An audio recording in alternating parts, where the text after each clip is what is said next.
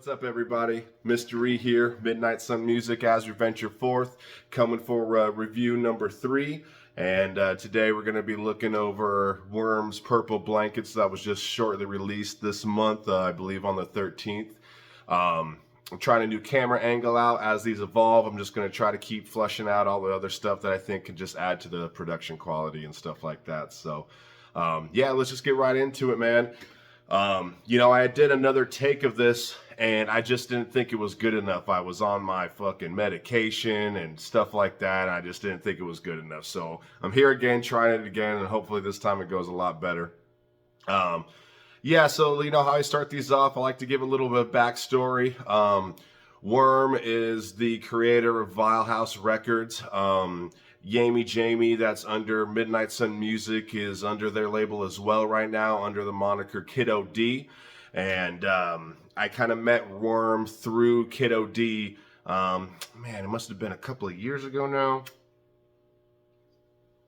But in any case, I met him at the gathering. I believe it was a few years back. I can't remember exactly which gathering it was. One of the ones in Legend Valley. But that's when I first met Worm. Yames had known him through just living out there in Indiana, and kind of was running in the same circles and everything like that. So I met Worm, and then probably a little bit of time after that, Kiddo D started working on Display of Agony. He had a big part in Display of Agony, which was Worm's first music that I was introduced at. If you haven't, go and check that out. It's such an amazing album. And maybe at some point they'll get a review. Like I said, I'm trying to do newer stuff that's coming, and once I get caught up, then I can kind of do stuff that's in the past. But yeah, Display of Agony, Kiddo D was working on it in the basement where we used to have our studio set up, and it was really cool just seeing it come from its, birth, and to see where it became, what it became rather. And I was really interested. I got to hear all the beats and the verses as they were coming along, and another thing is about that album, I have it in such a high regard because, it was the thing that kind of blossomed all these different relationships.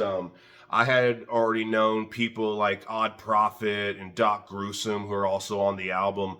And, Yames at the time was just kind of learning who everyone was. I think he knew who they were, but it was the thing that kind of set in motion all these different things. So it's crazy to see now, how all of our different circles have kind of meshed together, And it was cool that people that I had known for 10 plus years, Yames was just now starting his own relationships with and stuff like that. And that all happened because of Display of Agony, as he was mixing those people's stems and everything like that. So yeah, I met Worm a couple of years ago, and like I said, Yames started working at Display of Agony. I started really becoming familiar with his music, and shortly after that, Yames created Kiddo D, and not much time after that, he ended up going on to Vile House Records. He still is Midnight Sun Music, but he's just under Yami Jamie when he does that, But it is such a great circle of people. Shout outs to everyone on Vile House Records. I've come in the past year, come to be great friends with these guys.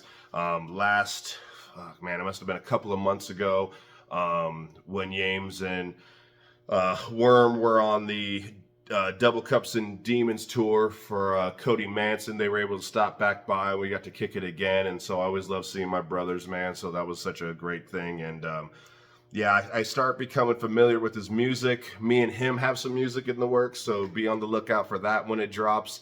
I still haven't released any of my new stuff. It's going to be coming out on the album. Haven't released the name yet, but it's coming, and I can't wait to show you guys. But yeah, me and Worm got a nice little something in there.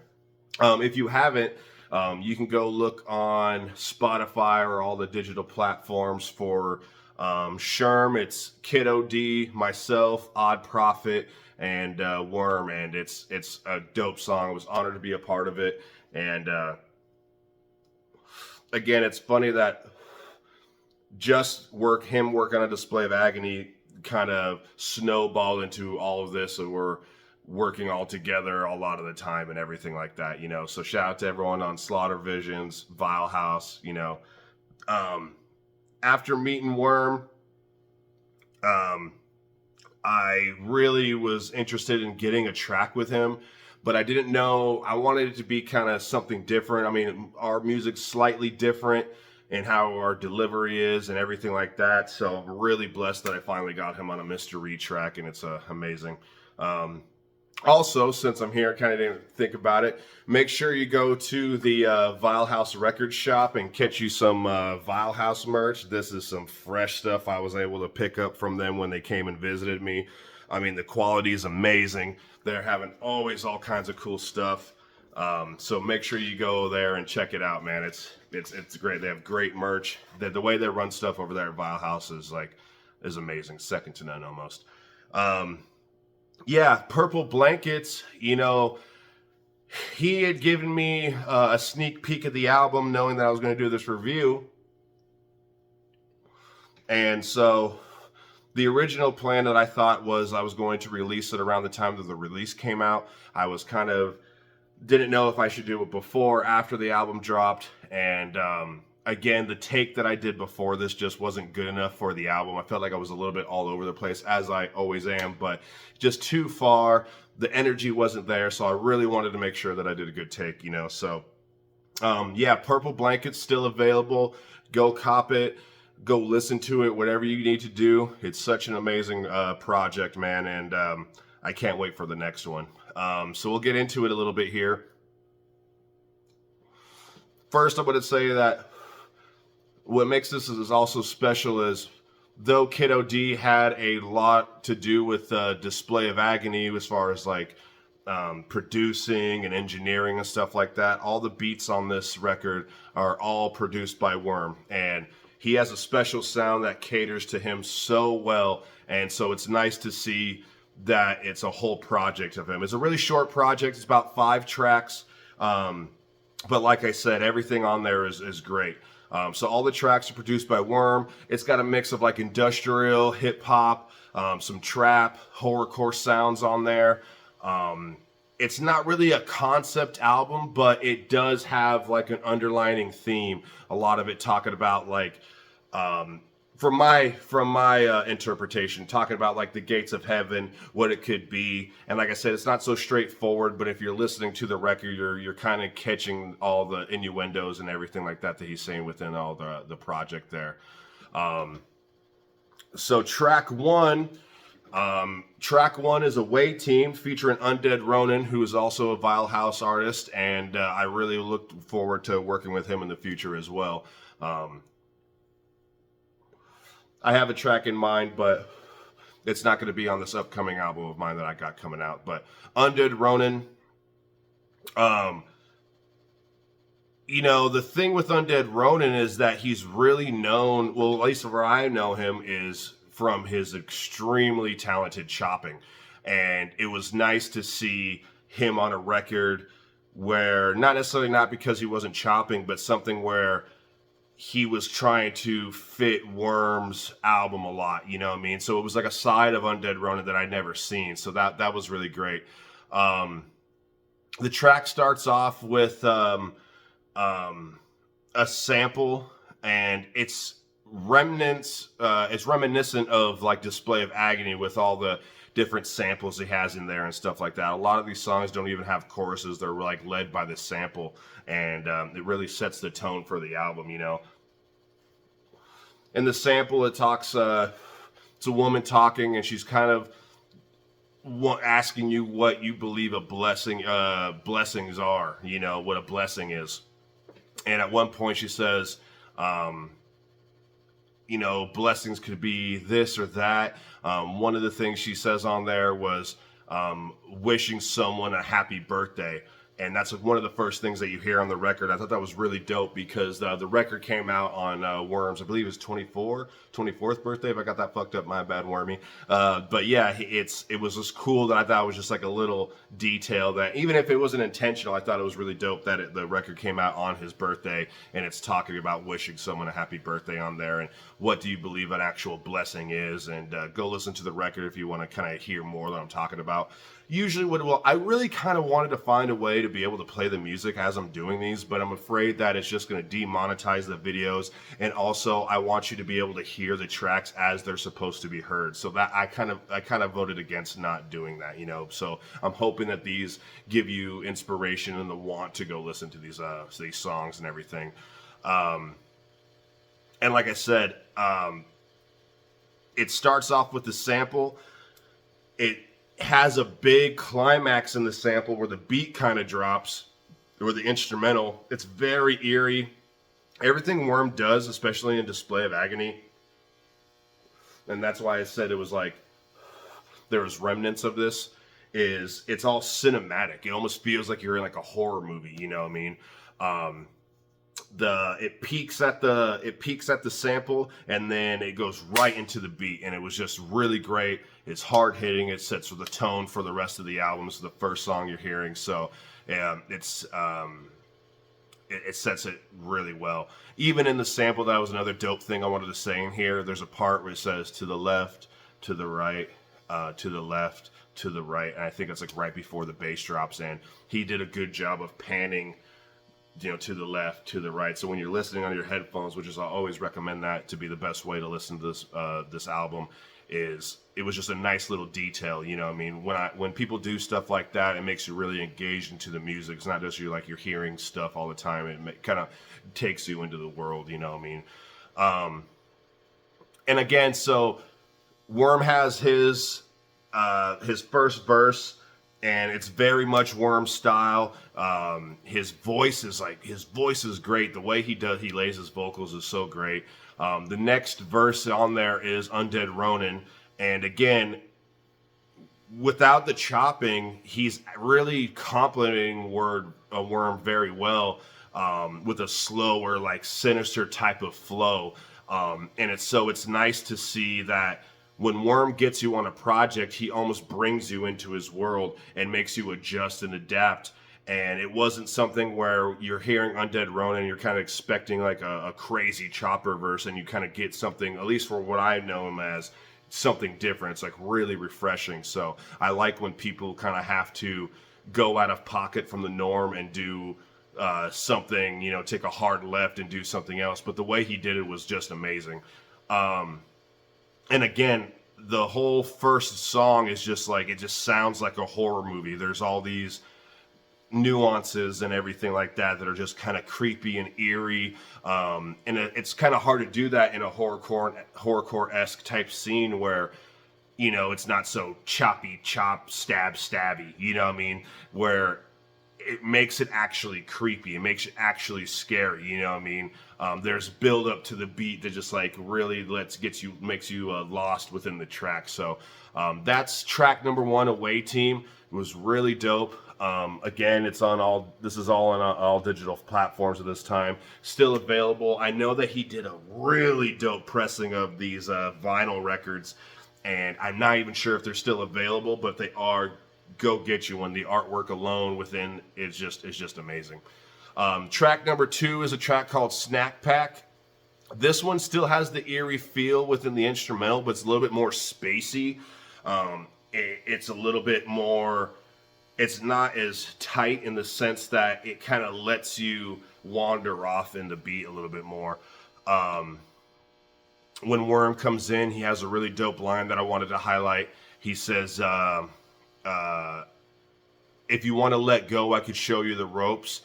You ain't ever gonna go back home.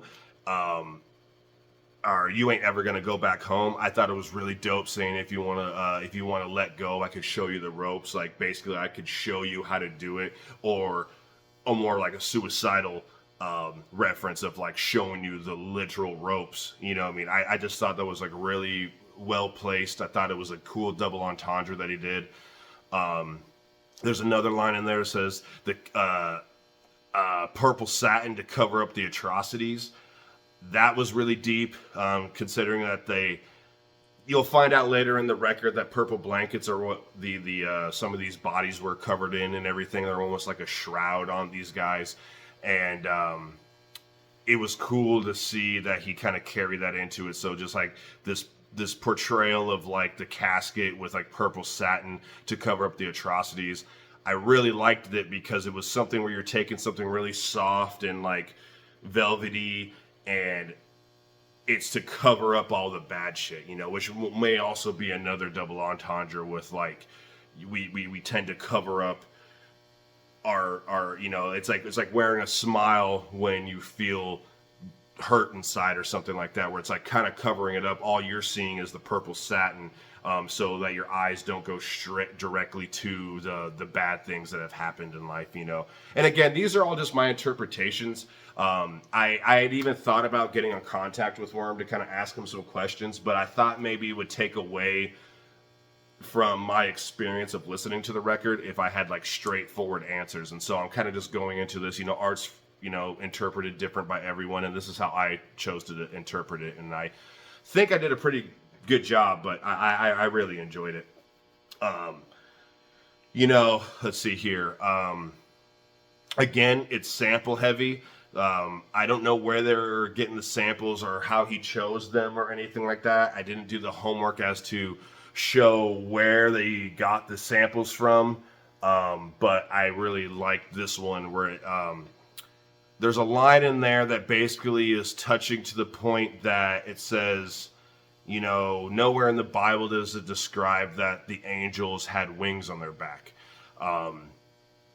Which kind of leads you to believe that maybe like angels were, you know, it says in the sample as well that maybe they got here from like, not like a ship. I can't remember the exact wording that he used in the sample, but that they could have came here from something else. It was just described that they came from the sky.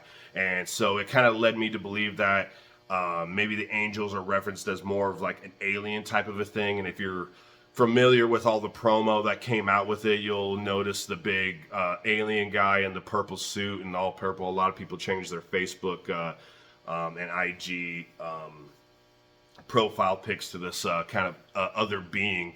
That could be, you know, how he sees the angels and stuff like that.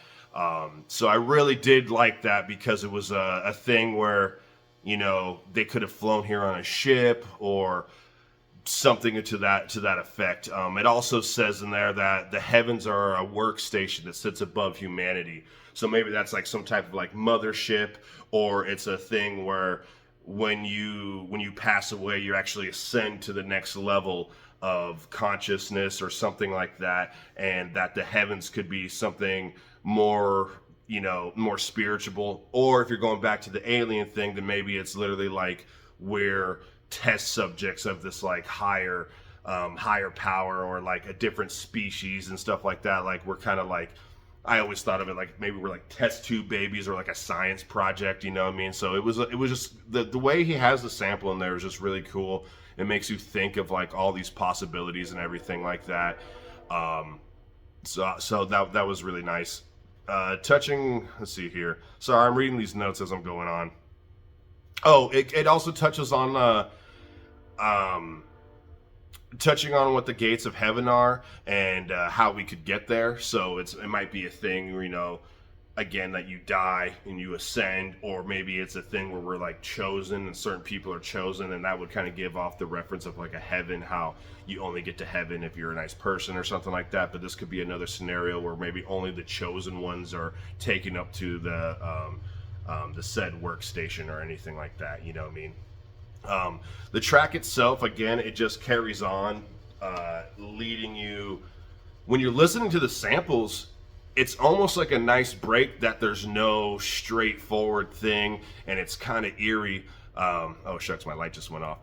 But in any case, it is nice that, you know, I liked that it's not so straightforward, and it kind of gets you thinking, you know what I mean? Worm does a good job in his verses of just giving you good lyrics and things that, you know, you should really kind of sit back more and think about, you know what I mean? So That was track 2, Snack Pack, and it's just Worm on that song. It was really dope.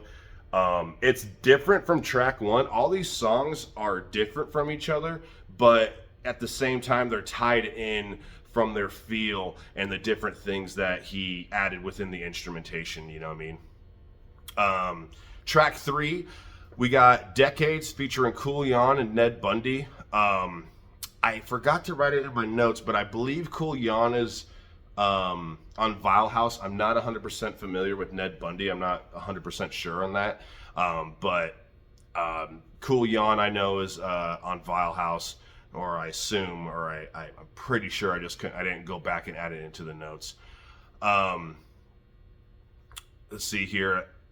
One of the main things that I noticed about this track was the ad-libs during Worm's part.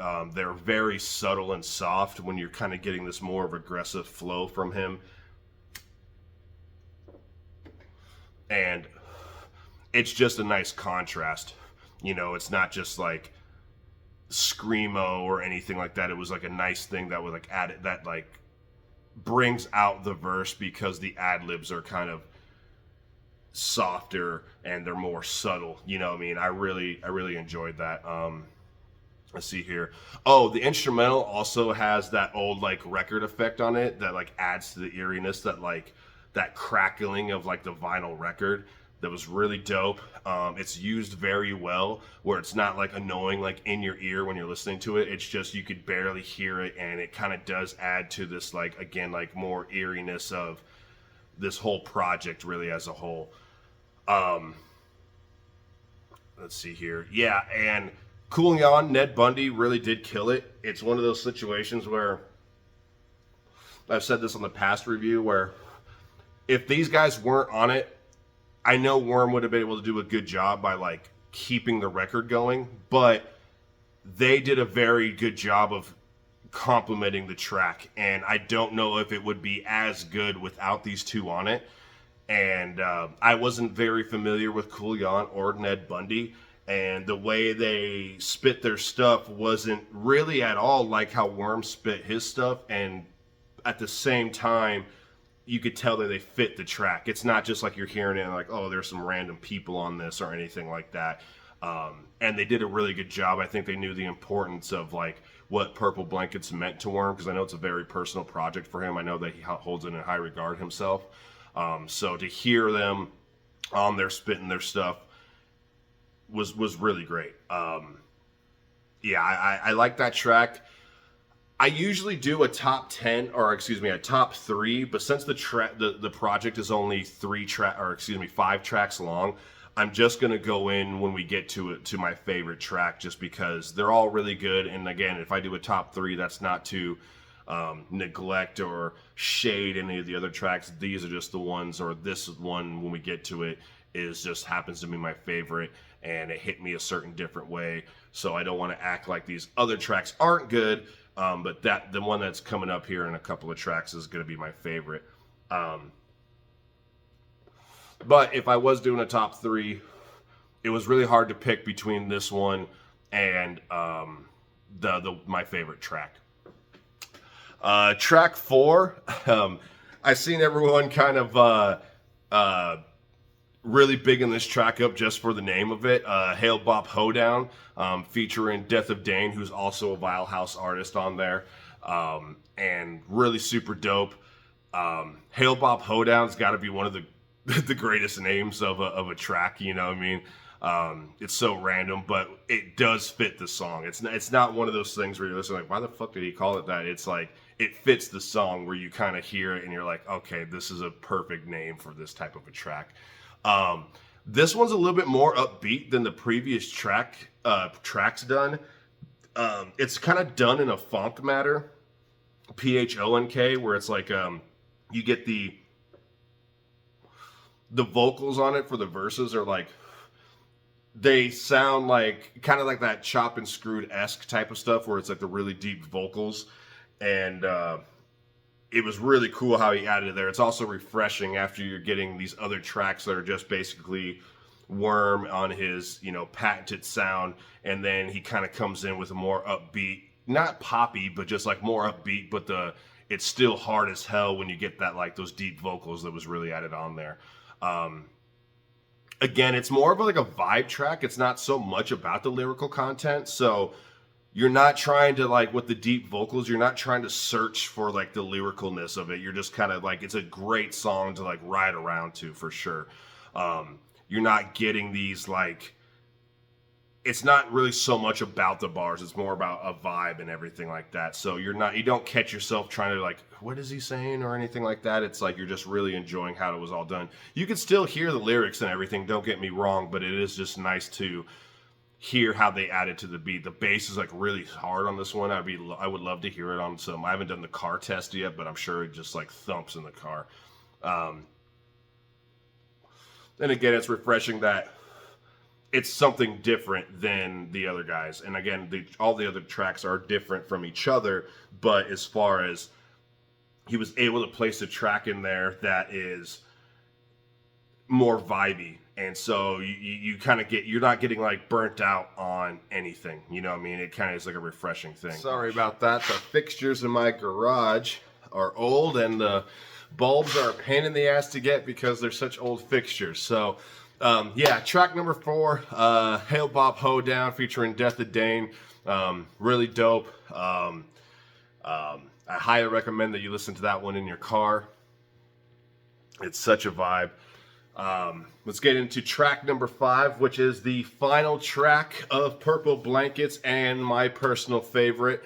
I may be a little bit biased because it features Kiddo D and Odd Prophet. It also features Columbine Colin, but with my boys being on the track, I mean, it's such a great track. It's easily my favorite one of the whole album. It's a hard-hitting banger. It kind of, with having more lyrical people on there, and to wanted to cater that, it's a lot. The vocals are a lot clearer, and the only I mean by that is like not the other recordings are trash or anything like that. It's just that these vocals are less. They don't have like as many of effects or anything like that on there, and I think it was done intentionally so because it is more of like a lyrical song. But Purple Swag is my favorite one. Again, it features Odd Prophet, Kiddo D, and Columbine Colin. As soon as the track starts, you can feel the swag, for lack of a better term. As soon as it goes in, you get Worm's verse, and it still sounds like Worm, but I think he did a nice job of like making sure that his vocals were a little bit more crisp. They weren't mixed the same as other songs in the project because it is more a little bit about lyrical content. He absolutely destroys it. I love his style. He's able to go in and out of like, he could rap fast. He can go slower where you're kind of just getting a feel. And a lot of his delivery is carried by his voice, I believe. So the way he does that, really hats off to Worm there. Odd Prophet is the second verse. I think that Odd Prophet may have the verse of the song on here, but Kiddo D actually has the best line of the whole project, in my opinion. And again, not to slight anything else, that's how I felt about it, and I'll be breaking that down here a little bit as well. When you get to ODP's verse, he starts off with that Bay Area biatch, you know what I mean, like on some E40 shit. He's from, I know he lives around Richmond, around the Richmond area. I can't exactly remember why, so if I'm saying this wrong, Odd Prophet, my bad. But he's definitely straight from the Bay in California, and you could tell just from like his lingo and the way he talks and everything like that. I've complimented how I think he's one of the top voices of rap, period, not just in the underground. So it kind of has like this, it fits perfect on this track. He starts off with the biatch, and then another thing I wanted to highlight was he's said this line, not this line, but he's delivered this word before. at the end of one of his lines before on his past songs. And actually, now that I think about it, it might be an unreleased track. So if I'm talking and and he hasn't said it before, but there's a track where he says God, and it's like God. It's like very like deep groany kind of, and he uses this line in this situation to kind of go into these other lines that he has, and I wanted to highlight them. He says, God, he's like, feed my body to the hogs, I'll be running with the dogs. Or you could find me with the dogs. Like, it was really dope how he did that. I also feel like with this line that he goes into, feed my body to the hogs, don't know if it was done intentionally, but when Odd Prophet and Worm rap together, their group is called Hogwater. You can go listen to that project everywhere else as well. It's really super dope, but I thought that Feed My Body to the Hogs was a reference to Hogwater with him and Worm. His next lines followed up with Find Me With the Dogs, which is obviously Cerberus Click from Slaughter Visions. I think they're super group. It's really amazing. Book of the Dead 2 just got announced, and that should be coming. I think it comes on Halloween. They just released a song with Seed of Six to kind of keep you entertained until that time. And if you haven't listened to Book of the Dead 1, definitely go listen to that. It's just all of them crushing it. It's probably the best super group in the underground next to like Cabal with like Low Key, Mr. Gray, and Buckshot. I'm trying to think of some other, Neon Sermon. So it's right up there. I mean, but with that many people, it's like the Wu-Tang of the underground. There's so many of them, and they're just all destroying it with all their different styles. So, So Find Me With the Dogs was a reference to Cerberus Click. He has probably my favorite line from him in the song is he said, children busting out my balls like a jailbreak. That shit is so ridiculous. And the swag, like, again, like, they all have this attitude on the track that's just like, it's like effortless, you know. All four of these guys on there, just like it's just so effortless the way they do this. And so yeah, children busting up my balls like a jailbreak. Like, oh man! And when I heard that line, I had to like stop and rewind. I was like, oh my god, you know what I mean? Third verse is the brother Kiddo D. He has a line in there that says "Crazies drip with the purple duffel bag," which was a reference to the merch drop that came with Purple Blankets. They had the duffel bags that were you could see it on their socials and everything. They had the purple duffel bags and everything like that. So for Kiddo D to like reference that was like super dope. And you know, purple swag, like this is like my purple swag. You know, it was really dope. It was just like another nice touch from Kiddo D there. He also has a line says, so going to the same place but in different ways.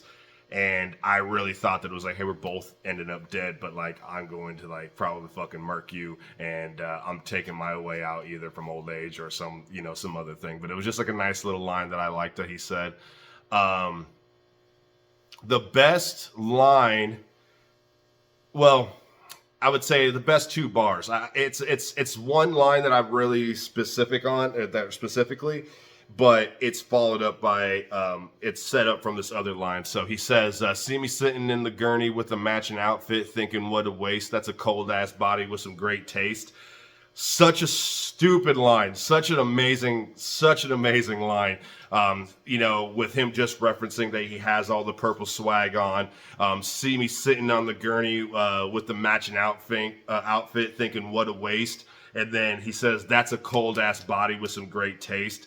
You know, the double entendre being like, obviously he's dead on the gurney, so it's a literal cold ass body. But also like, oh man, that's cold, you know what I mean? Like, and using any other terminology, like that's a cold ass body with some great taste, you know what I mean? I just thought it was like, that's got to be my favorite lines of the whole record, and the way Kiddo D delivered it was really awesome. If you ever listen to Kiddo D, you'll really enjoy how his stuff doesn't sound like Yami Jamie on Midnight Sun Music. I mean, it was like, it's not like he just changed his name and he took on a whole different persona with it. And when he does his Kiddo D stuff, it's really dope. He's got a lot of tracks with Odd Prophet, and a lot of them aren't released yet, but it's just dope that he was able to find a different lane. He's like, you know, again, I'm biased, but Yami Jamie Kiddo D is like one of my favorite rappers. You know what I mean? And yes, that's my brother, but it's well deserved. I think no one really makes music like he can.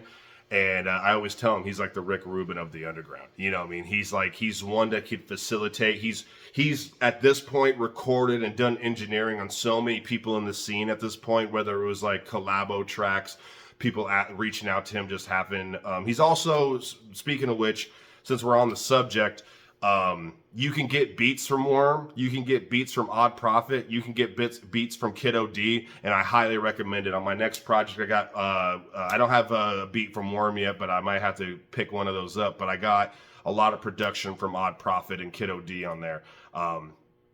Really great price, no bullshit leases or nothing like that. You're not going to worry about like other people having the same beat as you and everything like that.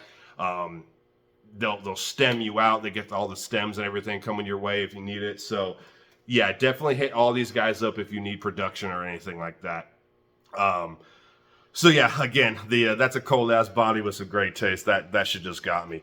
Now Columbine Calling is like the last verse on the song, which when you're ending the record, the whole record, it's a big responsibility, you know, because a lot of people will put like someone maybe last, but then it kind of closes out with like the hook or the chorus or something like that. Technically, I think it does end with a sample, but the way it's a big responsibility, and Columbine Calling did like a great job with closing out the whole album. I, for one, think he has the best ad libs in the song. He has like this he has like this whispering ad lib on there where he's like everything you want, like it was really done dope, and it's not just like an ad lib in the background. It's like presented to you like this is the main focus at the moment. And again, I'm not too familiar with Columbine Calling, and I'm trying to put all the focus on Worm for his projects, but definitely go listen to him as well. Also on Vile House, you know what I mean? So go listen to everyone on Vile House for that matter. There's a pretty big roster, but I know it's Worm, Kiddo D, Columbine Calling, Smokey the Bear, Cool Yon. There's a couple more other people on there. So forgive me if I not bringing it up as of right now, but maybe it'll give people a chance to want to go listen to that, go find out for themselves and everything like that. But yeah, so I think he has the best ad libs. His last bar goes perfectly into the last sample. That's kind of talking of like the new world that's coming. And I didn't want to write the line necessarily because I think, you know, it's a very important thing. And I also didn't want to ruin the surprise or anything like that with how he spit it. But it's really dope. I'm hoping that gives you the want to go listen to the song itself. But yeah, it was done very well. Kudos to Columbine Calling, because again, it's a big responsibility to close out someone else's record and having the very last verse of everyone on there. So yeah, that's gonna be it for Purple Blankets. It's great. It's hard to put it up against Display of Agony because I know Worm's discography is like pretty vast. So it's hard for me to say this is like my favorite shit by him, and it's also not fair to put it up against Display of Agony, which was like such a masterpiece and also was way more. I think it's like 3 times the songs that this was. But I know this project meant a lot to Worm, and he executed it flawlessly. You know what I mean? So go check it out. Thank you guys for listening to me ramble again. Hopefully I get my lights fixed before then. I'll make sure to put a little transition in this motherfucker so it don't get all weird, you know, just see me sitting in the dark. But yeah, it was super dope. Purple Blankets by Worm, available now everywhere. Go listen to it. Again, get your merch from Vile House. It's top quality. It's just amazing. They're all great over there. You're gonna hear stuff from us in the future. Like I said, I got a track with Worm, production from Kiddo D, Odd Prophet on my own stuff coming, and I just love those guys, man. I couldn't even thank them enough just for also letting Kiddo D join that label and just giving him the room to grow, you know what I mean, and actually hitting the road and doing shows in all these different states and everything like that.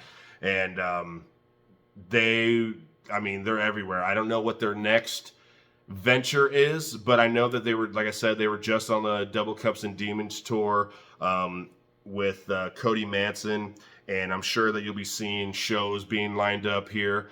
So if you really support them, you know, like, share, follow, go buy some merch. The littlest stuff as an independent artist means so much, and it goes a long way. So that's going to be it for music review number 3.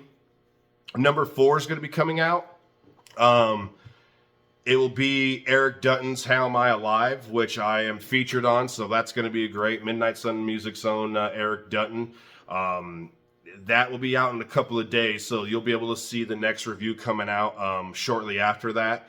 And again, sorry it took me so long to get this one out there, but I just didn't feel like the last take that I did was great. There was a lot of good points in there, but as far as like keeping you guys entertained, I just didn't think it was a good job. I thought I could do better, so I wanted to make sure I took the time. Unfortunately, I work a lot, you know, on top of being a single dad and everything like that, so it takes me a little bit of time. But I am very passionate about these. I have a lot of fun doing these, and I'm going to continue to do them, and I'll be working out all the kinks like my goddamn lights, you know what I mean? So again, Mystery, Midnight Sun Music, as we venture forth. Shout out to Vile House, shout out to Worm. Go listen to Purple Blankets right now, and we'll catch you on the next one. All right, peace.